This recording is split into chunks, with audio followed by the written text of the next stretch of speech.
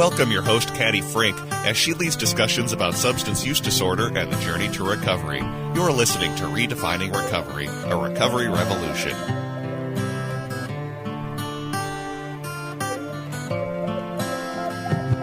Well, hello, people. Hi, Sarah. Hi, Caddy. How are you, Sarah? Good, how are you? I'm pretty good. Well, we're back in the chairs again. Imagine that. Finally. It feels like forever. I know. Well, it's been a long time for you. Well, yes. Last time I was doing a show was live at Pride. I bet that was so much fun. Oh, my gosh. I'll talk a little bit about that. But first, I need to do some thanks because that's what we got to do here, right? Do. We got to do this because it's so important. So thank you to many generous funders, including the Patrick and Amy Butler Family Foundation, Otto Bremer Trust, the Sauer Family Foundation, the Hardenberger Foundation, alongside many other and many more are welcome. Funders, donations, little bits, big bits, whatever you want. Whatever you can do. Corporate, individual, whatever. We got to want to keep this thing rolling here. Mm-hmm. And to keep it rolling, we need some do, re, mi. Exactly. Because that's what helps the world go round. Okay, I'm so excited to be back in front of this mic. I can't even tell you. So, thank you for everybody. And if you are unable to donate in terms of your financial scenarios, or you can always give us a volunteer, right? You can donate your time. Oh, time is so valuable as well. And we appreciate all of our volunteers. Absolutely. So, Sarah, Yes, what's Caddy. right with you today? What's right with me today is that it's Friday. It's really actually Saturday. Okay, it's really Saturday. Saturday sorry. at 10 o'clock. Okay, sorry. But it's close to time off. It is close to time off. I got too excited. I'm going up to International Falls on Sunday. Oh, that's right. With my boyfriend to go visit his mom and help her do some things around the house. But sweet. So yeah, just a quick getaway, but still getting out of town. Wow, International Falls. That's a long of a 4.5 hours. Ooh, gonna stop at Betty's Pies? We're gonna stop at Lazy Bear for breakfast. Oh, you didn't bring me pie, by the way. We didn't go. You didn't go We didn't go to Betty's. time. No. So, Caddy, what's right with you today? So, well, we'll just call it the work week right now. Mm-hmm. So I was, this is going to be not personal, this is going to be professional, but there's also a personal element to it. We just got news as we were prior to coming into doing the radio show that I have mentioned many a times that we get to support people who are incarcerated, and we have given the opportunity for a lot of people to take the peer recovery specialist class. And I was just on a parole board hearing for a gentleman named Francisco. I'll leave it there. And as we were coming to do the show, I got a note. No, I didn't look at it while I was driving anybody. Not at all. Nope, she didn't. Sarah read it to me. But the gentleman who I was on the parole board got probation. That's so awesome. I mean, it's amazing. This is somebody who was doing life, and he was involved in a situation. We're just going to leave it at that. But this is a man who's been incarcerated for 27 years and has done so much personal growth and education. He's got a 2-year degree. He's got several different educational pieces. So what I am grateful for is that I get the opportunity to help these individuals. Can you imagine having to learn now what you have to learn? All these things. Yeah. Technology, the internet. Well, and also Phones. he's an individual that will be brought back to his original country of origin, which is not the United States. Oh, that's right. So, then we have, hello, family. How you doing? Granted, he's been in contact and all of his information. I mean, all of his people just love him, which is great. But yeah, and I mean, it makes me think about recovery, right? Mm-hmm. When we think about recovery and trying to individuals that are coming out of main life, mm-hmm. we all know the technologies and stuff, but where are those skills? Yeah. Those skills kind of get buried away because we get consumed. So Sarah and I decided to come together and chit chat about. What are we going to talk about, Sarah? We're going to talk about recovery pathways and planting the seed of recovery. Ooh, we kind of look back on the history of the class. Oh, Lord, get out of class mode, Caddy. Out of the shows after having, we met with a donor today, and I kind of did a recap, and Sarah did a recap with the shows, and we're like, what haven't we talked about in a while? And it's been about a year-ish since we've we talked about something like this. Yeah, and I think what comes to mind when you're thinking about the summer months and you're thinking mm-hmm. about it's a party time. Yeah. It's a graduations and weddings and just summer in general. We just had the 4th. Yeah. And what we want to make sure is that people are thinking about where they're at, how they're going to take care of themselves, how are they going to protect themselves from people who say, oh, it's okay, you can have just one. Just one. It's never just one. There's never just one. Whatever. In some cases. Yeah.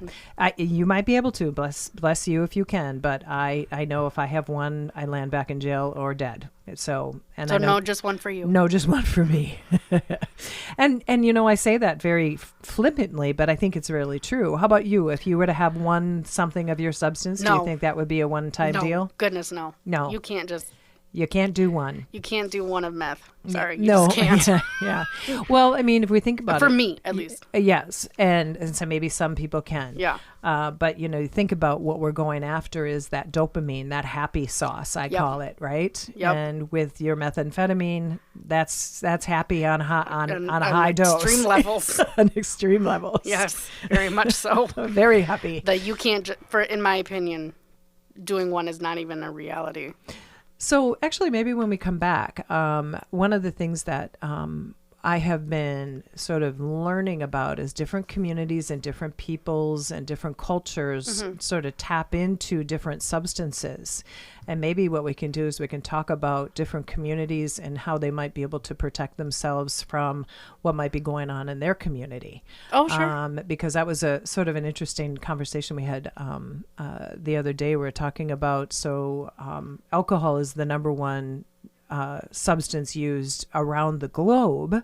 That doesn't surprise me at all. Well, I mean, it's legal. Yeah, that's why it doesn't surprise me. Yeah, so it's the number one substance use disorder, both addiction and killer. So when we look at it that way, and then we talk about methamphetamine / cocaine / heroin, they all kind of fall. I know there are two different drugs. One is synthetic and the other ones are opiates, but those are drugs. And then we talk about fentanyl. Fentanyl kills people at a higher rate, but it is not necessarily used at a higher rate. So if it is, because it's being mixed in with so many different drugs right now. Yeah. You don't even know if you're taking it or not. Right. And that was kind of an interesting, let's talk about that conference that we did on Wednesday. Which was really interesting to have conversations with younger folks. So we're just going to kind of banter a whole bunch of conversations around. Sure, just make it fun. Yeah, and I think the thing is that I think this week has been educational for me in terms of how many different pieces of information I've gathered from different groups. And for anybody who's listening, they might have somebody from one community or an age range or somebody who's at a different space in their recovery knowledge. Yeah. And maybe we can impart. There we go. There's the word. Impart some additional knowledge. Or just enjoy the banter. Just enjoy the banter, yeah. Sarah and Caddy. Caddy and my work wife, Sarah. There you go. And I'm her work something. I don't know what I am. Work wife. Yeah.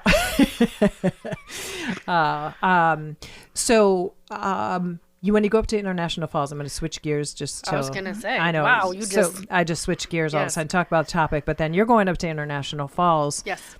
When you go up there, what is like one thing that you do up there that you love to do? I've never been there before. You've not? No, this is the first time that I'm going home with him. Going home? Well, because his mom...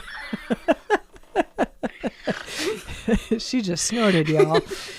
Going up to his hometown with him. Okay. Yes. Okay. So this is new for you. Okay, everybody, we're gonna get stories when she comes back sometime. Also, what? Next week, Caddy's out of the office doing a recovery coach academy within the Moose Lake TOC. Department of Corrections. Yes. Yes. So we both have experiences that are going to take place next week. And I'll be doing a show. Yeah, Sarah's going to do a show next week. Woo! So you'll get this fun joy with somebody else. So we're going to take a break, but when we come back, we'll try to get back on track. Yeah. We're going to talk a little bit about pathways. We're going to talk a little bit of understanding your seeds of recovery, and then maybe some knowledge that we both learned this week, and some really great conversations with a multitude of different audiences. For sure. So you're the audience for Redefining Recovery, a Recovery Revolution, and I'm with Sarah. And we'll be back in a flash. Thanks for listening. We've all seen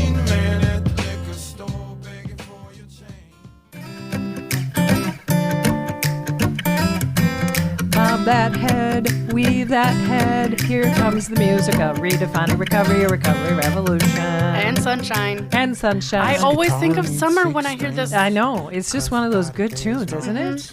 So here we are, redefining recovery, recovery revolution. Whoa, too excited. She can't even talk. On AM 950, the progressive radio station. Thank you for listening.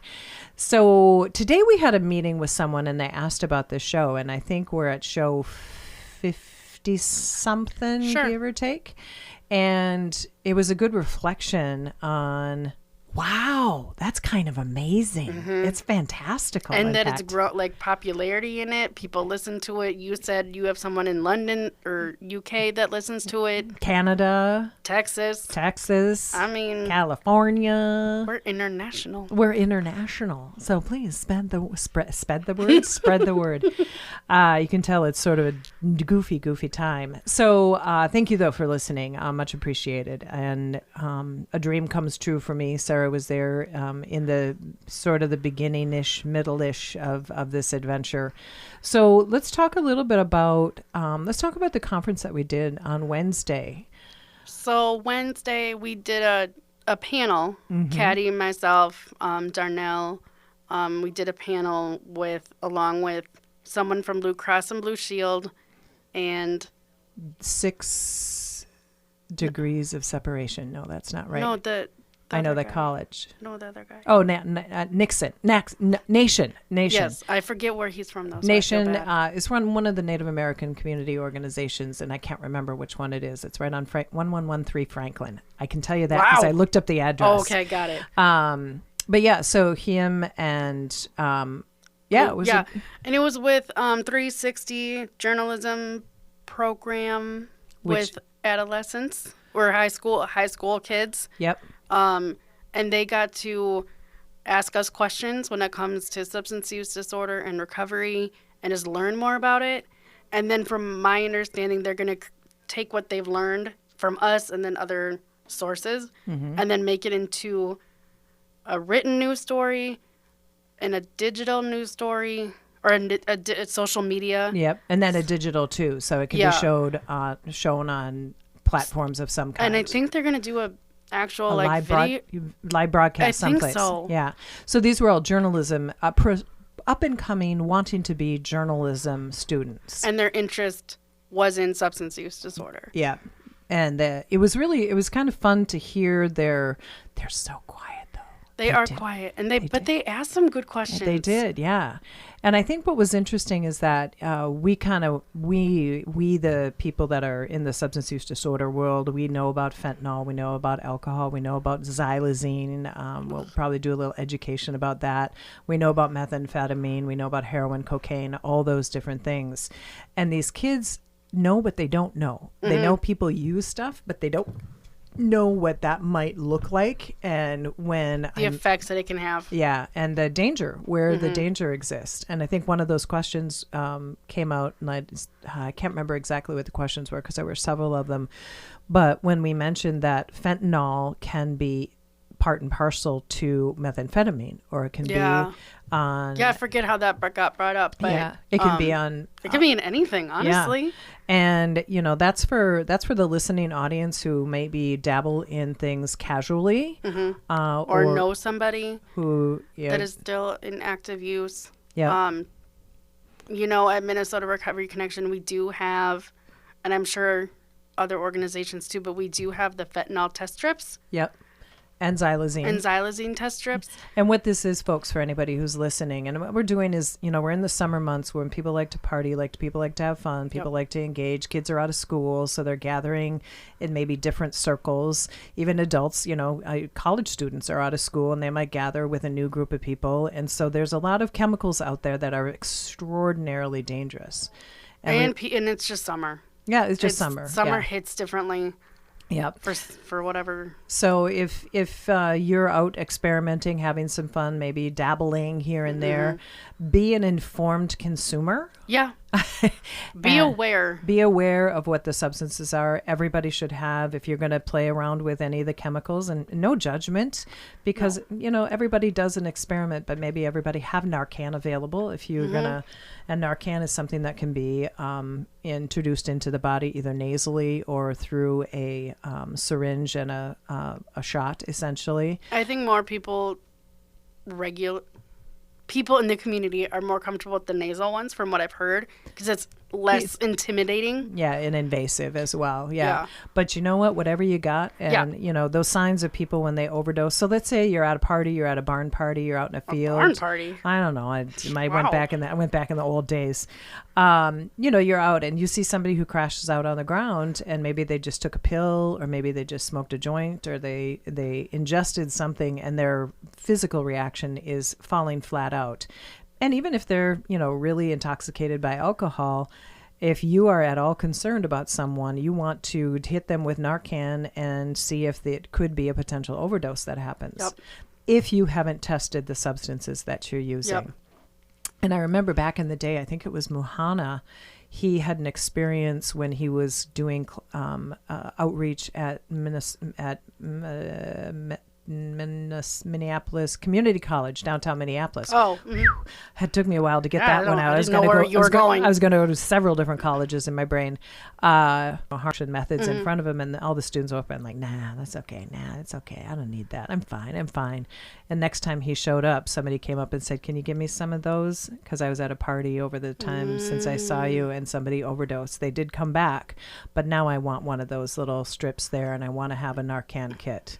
And this is why, we're statistically we're seeing less deaths with fentanyl. Mm-hmm. And why do you think that is? Narcan, naloxone. And just education, too. Yeah, pure education. You're exactly right. And I think what I took away from doing that panel on Wednesday morning was that young people are interested in learning about substance use, and they want to have not everybody, but some want to have those conversations, so they don't potentially go down or are part and parcel to something that goes sideways. Yep. It was interesting. I was watching the crowd when the questions were going on, and one of us or all of us was talking about the impact that trauma and drama have. Yep. And there was a young lady in the back of the room, and I just saw her head going up and down. And so many times, somebody goes into substance use disorder because there's a lot of drama going on, or there's some trauma. Or the people in the house are using substances, and you might not have any interest in it, but if it's around you all the time, you might, kind of tap into it. And that's where this casual use can come in, and it can be extraordinarily dangerous. So... And especially if you don't know fully what it is, how it's going to affect you. Because every drug affects people differently. Like when I was using meth, it affected me one way and someone else a different way. It's not just because you drank doesn't mean it's gonna the next person it will affect the same way. Exactly. Every body is different. Yep. And so we have to be careful not to say, oh, well, if I did it, it's okay for me because it's fine. It should be fine for you. This pill was fine for me. But you never know what's in something. And I think that's another thing to think about. And that is you can try something casually, think you're having fun. And then what happens, Sarah? Can go south real quickly. What is that part of your story, or did you kind of walk in full steam ahead? Yes and no. Okay. Say more. I walked in knowing that I shouldn't be doing this. Okay. But that I was like, this is a bad decision that I'm making right now, but I'm going to do it anyway. Okay. And then it did start out as casual use, and then it just, for whatever reason, it takes over. It takes over, and then I lost my job, and then all stuff blew loose. Yeah. Okay. And then it didn't matter anymore. Yeah. And I think that's the thing that a lot of people have to understand, and that is maybe somebody can be a casual user. I've heard of people who use a substance, whatever it is, like at night, and they can go to sleep and wake up and go to work, and then on the weekend they dabble and do this, and they're okay-ish. But that's not for everybody. No. And I think what's important to be aware of, too, with the more substantial drugs, like the meth, the heroin, the I don't know as much about cocaine, but they can be very addicting, especially with the opiates, that your body will get addicted to the opiate. So just education. Yeah. When it comes down to it, I think. Yeah, I think people misunderstand opiates because they only think of fentanyl and all that, Yeah. but it's like all the opiates that are out there in the prescribed form and all those things. So, it's a constant being aware. And then with meth, you got for me, yeah, at least, it was mentally. It was Say more. Well, because it consumed my thoughts. Getting it, using it. Getting it again. I mean, it consumed my thought process, and then it consumed everything else. Yeah. Well, same with me with alcohol. I remember I would be out the night before, I'd be at work, and I'd be thinking, who am I going to go to happy hour with? I mean, it was just like, because it takes over. Yeah, my body had either my body or my mind. I don't know which one. And I don't know which one it was for me either, if it was mental or both. I think it actually is both, if you think about it, because you're opening up the dopamine part of your brain, and then once the dopamine is at a high level, you want to continue that feeling good. So then you don't feel so good, then you go through a very slight withdrawal, which then will lead you to not want to feel that bad anymore. And and what I've also heard, and I don't know how true this is, but I've heard it before, and I think it was when I was getting my bachelor's degree in drug and alcohol counseling, that you use your first time or drink your first drink or whatever it is, and you part of why you continue using is because you want to feel the same way you did that first time. Yeah, exactly. Like you're chasing that you're chasing that original feeling. Yeah, we said the same thing. Yeah, you're chasing that fun that you had in the very beginning. Yeah. Interesting. I was listening to one of the other talk shows in town, NPR, and they were talking about those who are recovery curious. And it was a really interesting conversation. And I was thinking about those who are recovery curious and how that looks when you are casually using and then you tip over that edge and you're like, this isn't exactly what I thought it was, because you are chasing that same thing. And it made me think about a guy way back in the day who we used to go to, for those of you who are old enough, Liquor Lyle's. Uptown? Just saying, uptown-ish, yes.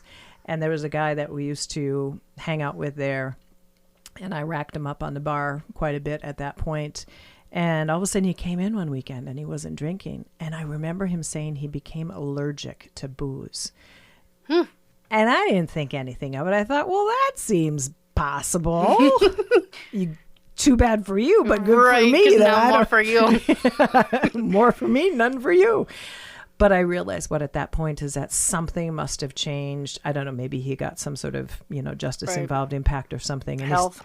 And he stopped drinking. And I thought, I just think back to that now. I mean, it's 30 years ago plus. And I just think, dude, I hope that's what you were on, is you were on some sort of awareness that this is what can happen. So remember, people, I think when I say that, also think about if somebody that that was using some sort of chemical at some point and all of a sudden they aren't, don't ask them why or what happened. Just go, hey, that's cool. What can I get you? Yeah, because most times people don't want to talk about it. Or they don't feel comfortable yet. I know for me, it took me a long time, probably almost 2 years, to be grateful for everything that's happened to me. Because first I hated it, I was ashamed of it, all those things.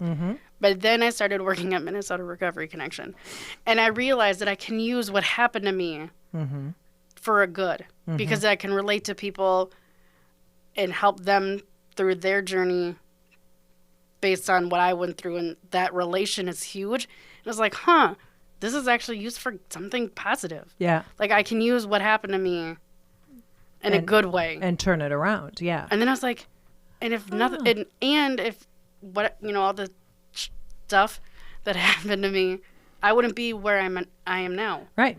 Yeah. Same with you. Yeah. Oh, for sure. Well, on the other side of that, I was thinking that if somebody stops using a chemical and you're like, well, why did you stop? What's going on? What's wrong with you? And it's like, there might be the shame of what happened, but there also is that don't banter me about this because I'm doing something right. Leave me alone. Yep. And or they're figuring it out. Yeah. And they don't want you to press them. Yeah. Because they don't want to explain it because they might not even know why they're not using, but they know this is something that they're choosing. They're recovery curious. They're curious about, maybe I don't have to have 12 drinks tonight. I can have 3. So don't say, hey, I'll get you another. I'll get you another. I'll get you another. It's like, no, I'm good at 3. Why? Yeah. Can you imagine somebody coming up to somebody and saying that? Yeah, we can, because you used to be a buddy that drank or a friend that drank or whatever. So, and that's about having respect for people who are maybe becoming aware or maybe they're just tired of it. Yeah. I mean, I got a lot of friends who are of an age who are hanging up drinking because it's just that's what kind of my age group did with Oh, sure. It's like it's not very attractive anymore because you feel like poop. Well, and it's also just not. It's unattractive. And it doesn't do you any good. No. Like health-wise. I No. mean, just because I'm on this big health thing right now in my personal life, but She's getting healthy, y'all. I'm trying. She's getting healthy. But it doesn't do anything health-wise for you. No. Well, neither does meth or cocaine. Well, yeah, I mean, none of them do. Although I did get quite skinny. Yeah. No, okay, let's not point that out. You can do that with eating better too. And that's what I'm going to do. Yes. Well, and that's the thing, thinking about the pathways to recovery, when we talk about that, it's like, what are the things that bring you joy? So it's like not doing some of the substances that you did do.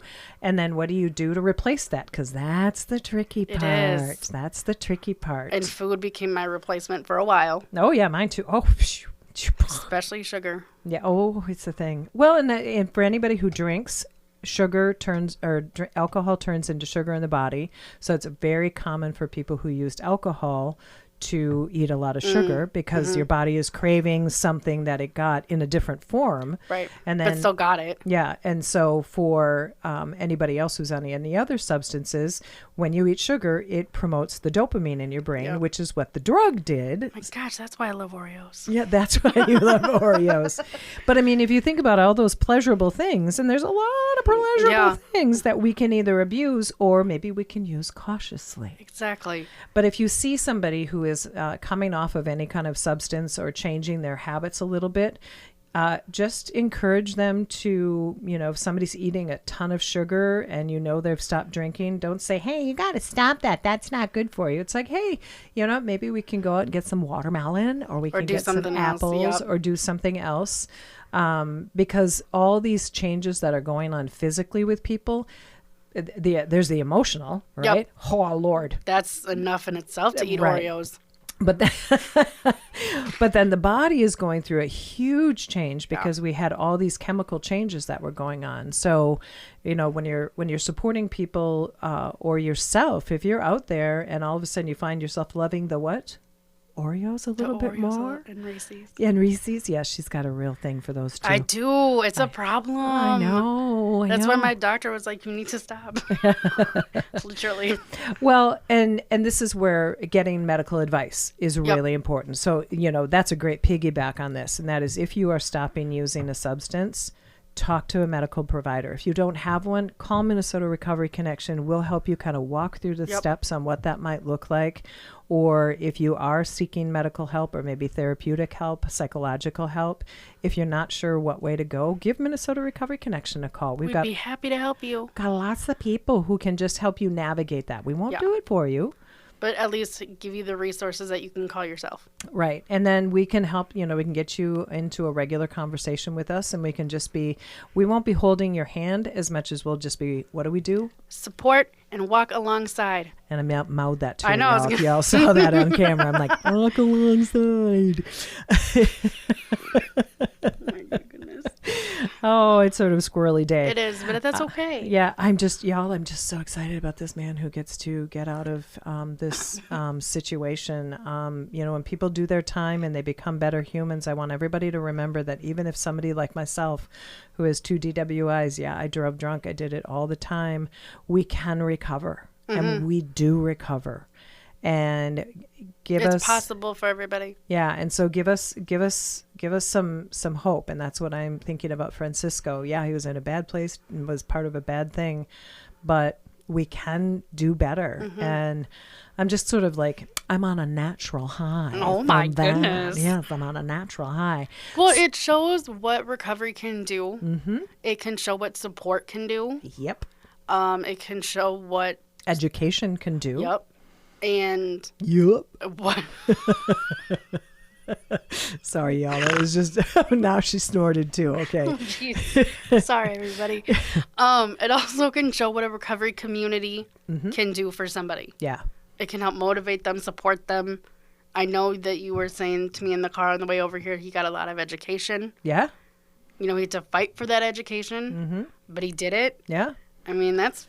Yeah, and Alicia in our office, she just made a huge milestone step. That's right. Yeah, so Alicia Dottie, who's part of our staff, she has been with us. She's been working Minnesota Recovery Connection, several different volunteer, then worked for AmeriCorps as a navigator, and now she's on staff. And she just did what, Sarah? Got into community college. She did. To get her on her way to getting her bachelor's degree. Yes, and she wants to help. The passion of her recovery is the justice impacted community. And so dreams do come true. I'm sitting in front of a microphone. I mean, really? Let's talk about this. I know that was your number one. Okay, maybe not number one, but top 5. I'd say it's on Top the 5. top of the list. Top yes. 5. Brett's on the other side of the glass, giving me a big old grin at this point, y'all. So Brett's our Superman. So he sure is. He sure is. So he listens to this banter sometimes, and so he is. So I just, when we're dealing with our own recovery, Sarah's going up to International Falls. I'm going to have a nice weekend. Next week, I'm going to be going and training 22 men in Moose Lake. You might be out there doing your dance in your recovery. Remember your recovery every day. Think about it every day. No, go ahead. Do something for yourself. Whatever that looks like, whether that's getting in the garden, coloring, listening to your favorite music, taking a long shower. I mean, whatever that looks like for you, just make sure you're trying to take care of yourself. Because when I feel like I say this all the time, because partly I do. All the time, y'all. I partly do with my team, because I think it's so important. Yeah. Because if you're not taking care of yourself, you can't show up in life the way you want to, and you can't show up in other aspects of your life or for the people you want to the way you want to. Yeah. And that means that you get to do whatever that looks like to you. You don't have to do some of the traditional things. You get to go out and go for a walk. You get to color, like Sarah said. You get to go for a swim, maybe in one of the lakes. Go for a bike ride. Watch something on Netflix. I mean, just binge the bejesus out of something that really floats your boat. And that's all good if it makes you happy, and that's want to stay inside. That's I think cool it's supposed too. to be hot, so it might want to stay inside. Actually, it's supposed to be gorgeous tomorrow, like 80 degrees. Oh, maybe I'm thinking Monday. I heard like 90 and humid. Well, it's Minnesota. We get to deal with that. Yep. So taking care of ourselves, remembering that you get to enjoy. If you're somebody who is supporting somebody who is in recovery, remember that their path to their recovery is going to be just that, their path. Just sort of say, cool, if they're doing something like brand new. And even if they're going to a recovery event, if you can go along so that you can understand the recovery community. So parents or partners or friends or acquaintances, the more you know about how somebody, the more you know, Well, I was also thinking the more you know, the NBC commercial with the star. Yeah, the more you know, you know. Oh, that's what that one is. Oh. Yeah. The more you know. Okay, get back on track, Caddy. It helps you have a little bit more patience, maybe have a little bit more compassion and understanding. Plain old understanding. Because recovery is not easy, and as somebody who's been in recovery a long time, who's not had a reuse, we were talking earlier about some individuals that had recovery time, and they lost it because life happened. Yeah, and people can get back on track. They sure can, because there's no reason if you want it, you can't have it. Yep, but it ain't easy. No, and we need people who love us and support us. So when we come back from break, we're going to have another little dibble-dabble of conversation somewhere. Can't tell you what it's going to be about. Not quite sure. But what we want to know is thank you for listening to Redefining Recovery, a recovery revolution. And just take care of yourself. AM 950, the progressive radio station. Come back and listen to the last little bits. Bye. Thank you. I mean, not bye.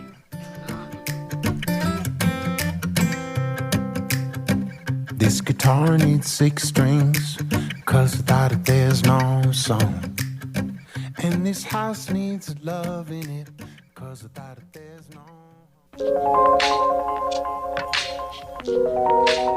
There we go. Riding the ride, the summer ride in Minnesota with Minnesota Recovery Connection. Woo! Love that tune. This reminds me of like being at a lake. Yeah, just Like that's what I was envisioning. swaying in your seat, Yeah. living the life of just living. It's such a good thing. Thank you for listening. Redefining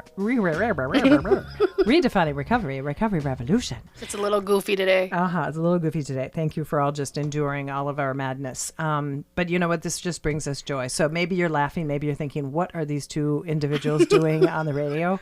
But you know what? This is some of the conversation that happens around people that are in recovery. We got to have fun. Got to be Yes. kind of silly time. Yes, because not all the time needs to be about recovery. No. Because that gets boring. Yes. I say it more times than not.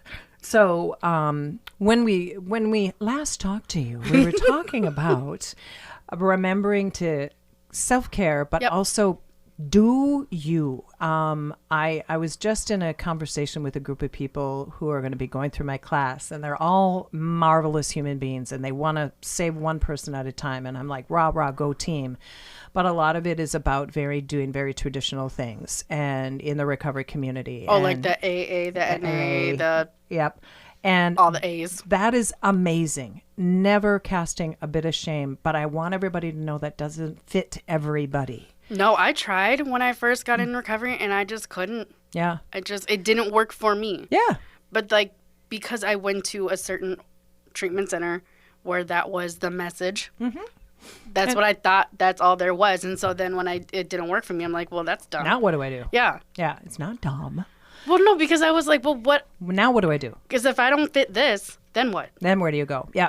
And so that's why we talk about pathways. That's why we talk about taking care of yourself. That's why finding your joy, making sure that the person that you're with, if they're only messaging that they're getting maybe from their treatment or from their outpatient or from somebody is do this, do that, say, hey, what else would you like to do? Yep. And it's really an important message when we talk about peer-to-peer services. And when I try to embody and embark people on impart. Impart? Impart. Impart good information with people.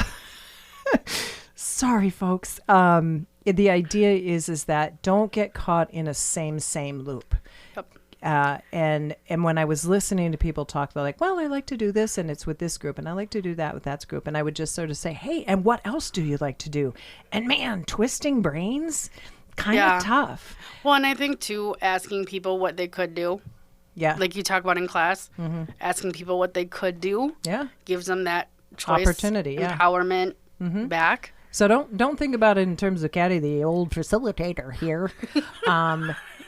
Talk to your family and say, hey, what could we do this weekend that would look different than maybe what we always do? Like Eric and I, my guy, your guy's name is Eric Yeah, too. so there you go. We get caught in a loop. And lately we've been just sitting out in the backyard a lot more when it's not hot. Yeah, I was gonna, And just kind of watching the neighbors walk by, seeing an occasional dog, my cats in the Oh, sure, backyard. And just kind of enjoying what the summer can bring you. And you Yep. don't have to do it altered in your mind. yep. You can just enjoy the moment. Yeah, be in the moment too. Yeah, be present. Stay off of your phone. Jeez Louise. That is Caddy killed her phone the other day. I know, I want. Y'all. I just got like all deep up in it, and I literally ran my battery out of my phone.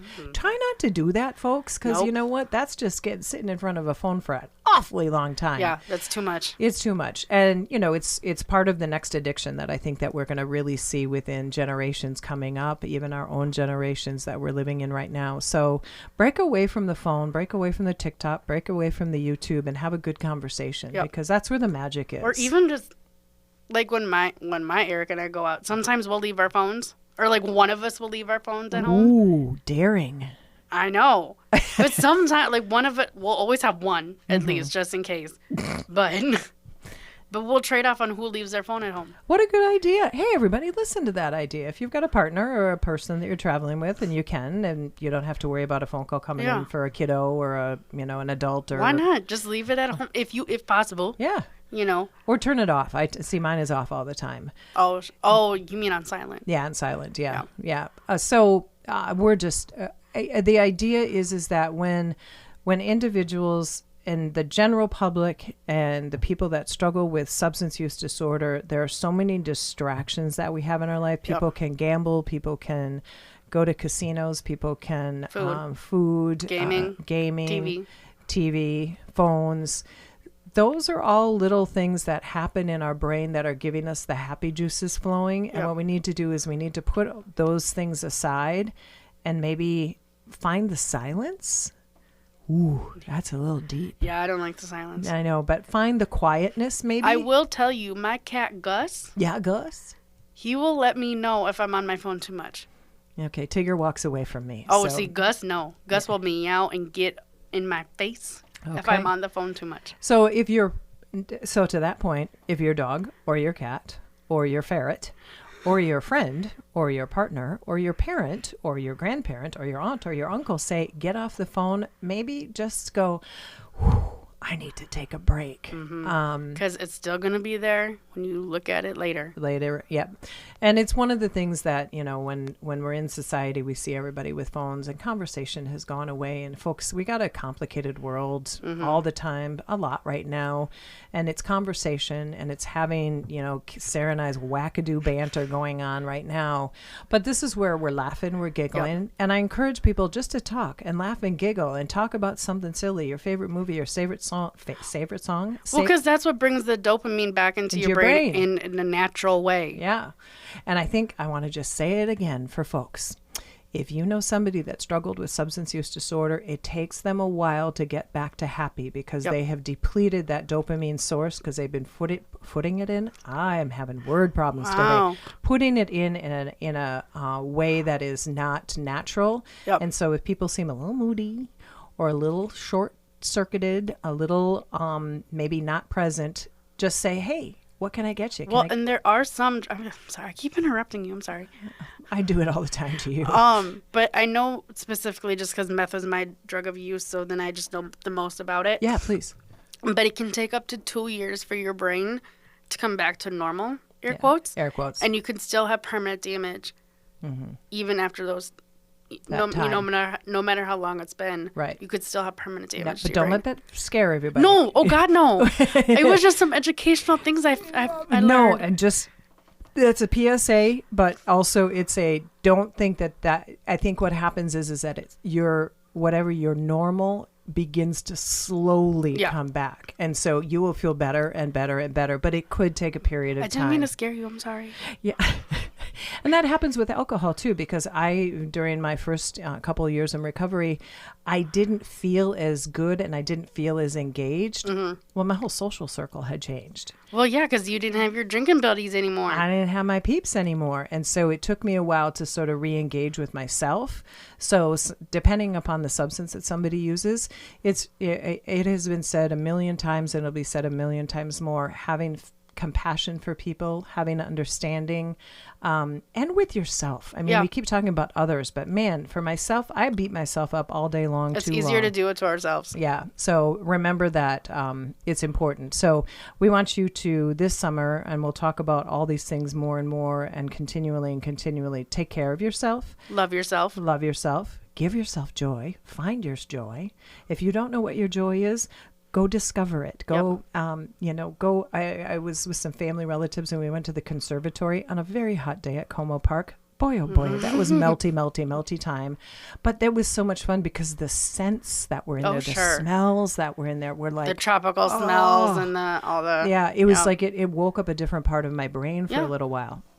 So we're going to be signing off for this particular wackadoo program. We just hope you had a couple of giggles and laughs because we did too. We appreciate you. We appreciate you. So thank you for listening to Redefining Recovery, a recovery revolution. Say goodbye, Sarah. Bye. Bye, Sarah.